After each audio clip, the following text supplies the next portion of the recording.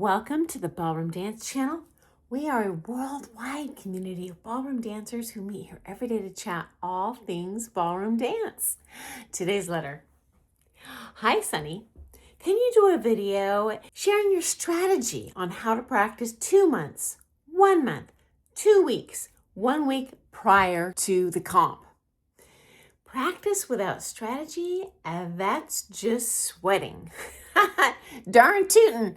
Okay, first of all, this is the most revealing part of the question. You left out the most important practice of all for competitors, which is the one right after the comp. So many people come off of that competition. They're devastated by how they dance. They don't want to dance. I need a break.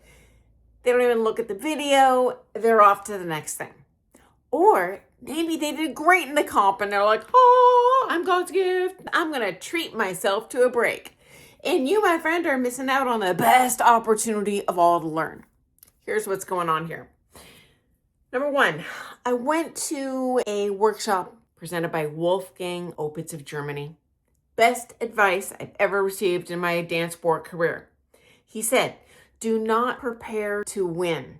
Prepare to lose. Because you were going to lose again and again and again after every competition. And you'll lose your way to the top. Okay?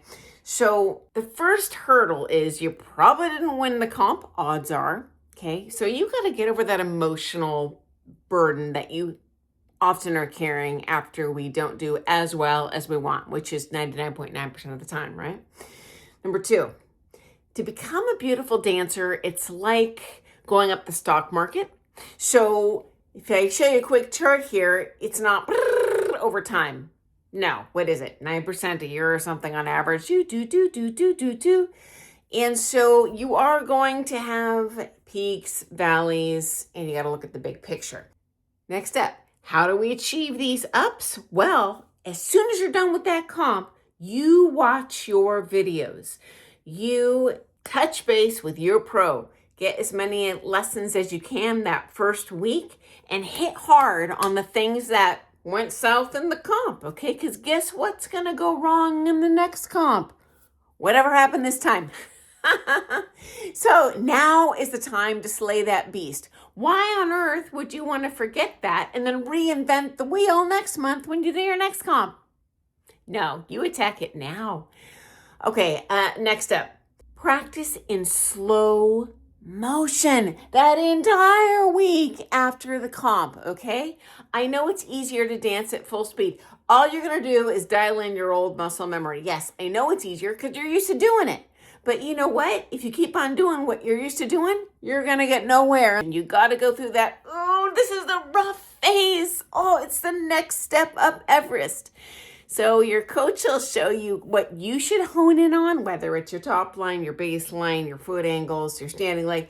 I don't know. That's going to be up to your teacher, but something's going to be the weakest link, and you got to slay that little link, okay? Now, at this stage of the game, you're at the ingredients portion of cooking that meal, okay? So it's not about that final gorgeous meal you're going to serve. You're at the grocery store working on the eggs, the milk. You know what? If you're working with crummy ingredients, your cake's going to suck. So at this point, we're just breaking down that real rudimentary stuff hardcore. Take your time.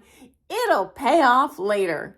Next up, what else are we going to attack that week after the comp? Well, your coach is going to see what stuff's working for you and what stuff's not. You know what? Sometimes as a teacher, I have this vision in my head of what I suspect is going to look really great on you. You know what? No one's right 100% of the time. Sometimes I see it in the comp floor and I'm like, well, they can do it and it'll look great 20 years from now. I don't want you to do better 20 years from now. I want you to do better in the next comp.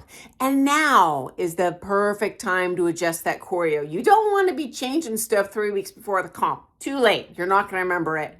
Now is the time, right after the competition. If you need to adjust your choreo, perfect opportunity because you'll have time to dial that in before the next time you got to throw it down. Also, maybe there's a part of your choreo you're bored with. Well, now's the time to tell your teacher, if we don't hear from you, we're just going to assume you like what you got, and we don't want to upset the apple cart. We want to make you happy. But if you're not happy, please tell us, because we can change it anytime. And I got to tell you, that week after the comp is the sweet spot to change any of that stuff you want to change up.